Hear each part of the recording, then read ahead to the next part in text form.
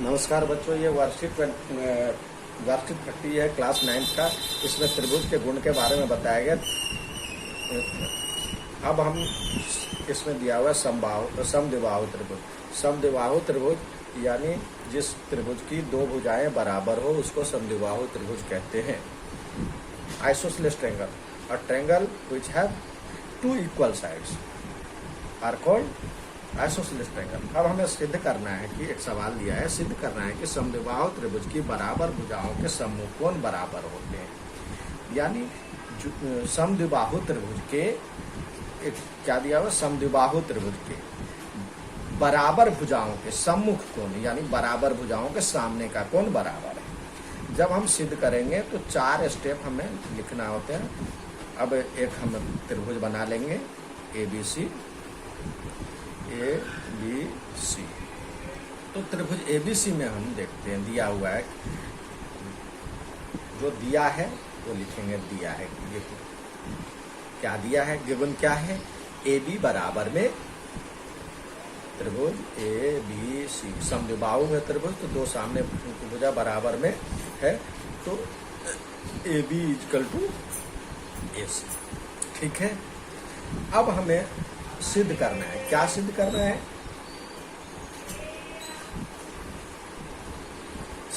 क्या सिद्ध करना है, इसके सामने का कोण यानी इस भुजा के सामने का कोण ये कोण होता है और इस भुजा के सामने का कोण ये कोण होता है। तो कोण B बराबर में कोण C। अब उसके अलावा जब हम जो दिया होता है और जो हमें रचना करना होता है, मतलब सिद्ध करना होता है, उसके अलावा कुछ हम अपनी तरफ से अपनी सुविधा अनुसार कुछ चीज़ें रखते हैं, उसको कहते हैं रचना, कंस्ट्रक्शन। तो हम एक इसका मध्य बिंदु ले लेते हैं D, मध्य बिंदु D को हम A से मिलाते हैं, सिद्ध करना। ये हो गया हमारा रचना। रचना में क्या होता है, ये जो दिया हुआ है साइड, ये कोण BC के मध्य बिंदु को A से मिलाया। इसके अलावा अब हम आगे सवाल पे, अब सवाल आता है, कह रहा है जो कि इसके मध्य बिंदु को जो मिला रही है रेखा। अब ये जो हमारे पास दो छोटे छोटे त्रिभुज हो गए, एक ये त्रिभुज और एक ये त्रिभुज, दो त्रिभुज हो गए। अब उस त्रिभुज की बात करेंगे। अब हमारे पास जो प्रूफ करना है, सत्यापित करना है,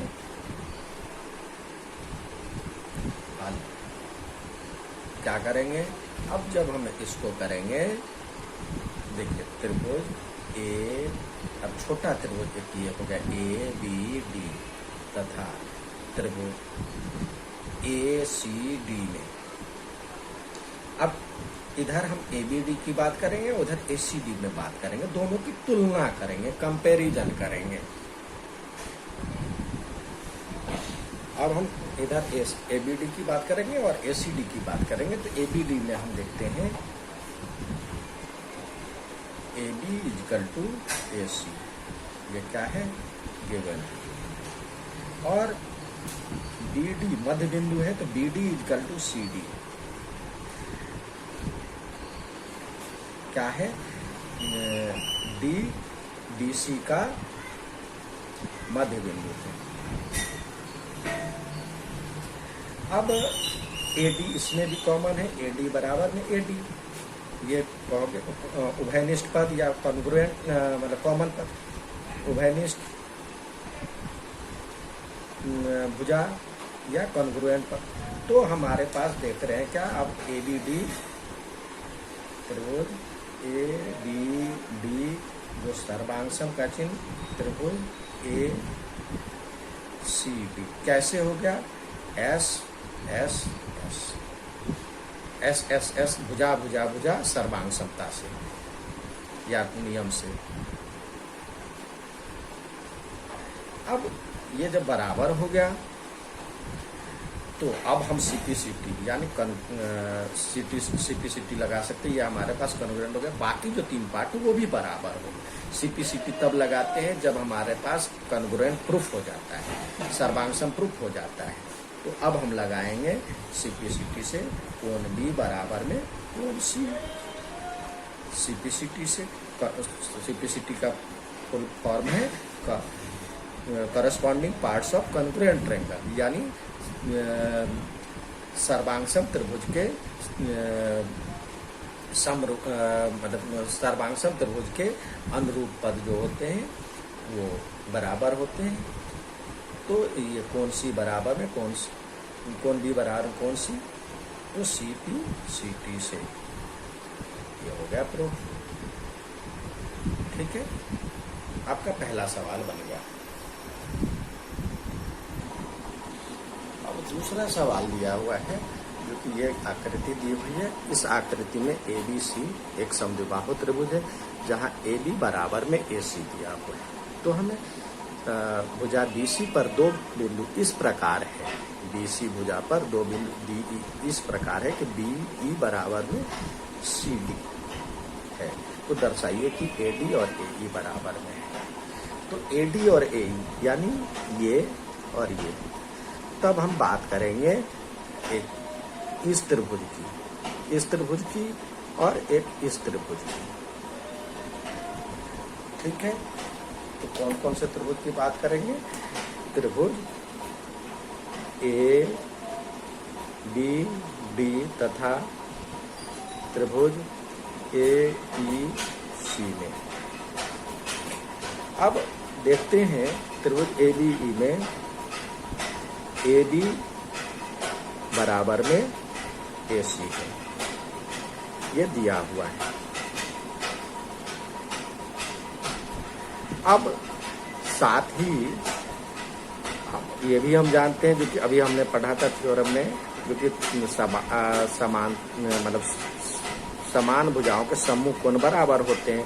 तो कोण B बराबर में कोण C, ये हमारे पास लिखेंगे समान भुजाओं के सम्मुख कोण बराबर होते हैं। ये हो गया हमारे पास।